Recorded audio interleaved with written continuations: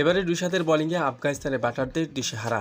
দর্শক, সুপার 8-এ আসে শেষ ম্যাচে আফগানিস্তানের বিপক্ষে খেলতে নেমেছে বাংলাদেশ। আজ সমীকরণ খুবই কঠিন। মারাবাচার ম্যাচে আফগানিস্তানদের বড় ব্যবধানে হারাতে হবে বাংলাদেশকে। বাংলাদেশ হারাতে পারলেই সেমিফাইনাল নিশ্চিত আফগানিস্তানদের। অন্যদিকে অস্ট্রেলিয়া তাকিয়ে আছে বাংলাদেশের দিকে।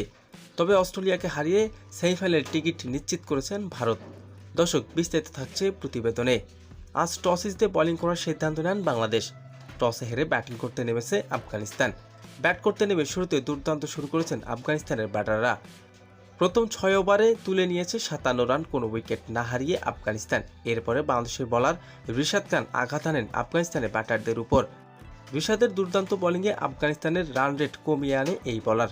দুর্দান্ত বল করেছেন মুস্তাফিজুর রহমান এবং তাসকিন আহমেদ এবং মুস্তাফিজুর রহমান। নির্ধারিত 20 ওভারে 5 উইকেট হারিয়ে 114 রান করে ফেলেন আফগানিস্তান। তবে বাংলাদেশকে জিততে হলে করতে হবে 15 ওভারের মধ্যে 115 রান। তবে কি বাংলাদেশ করতে পারবে? যদি করতে পারে তাহলে সেমিফাইনাল নিশ্চিত বাংলাদেশের।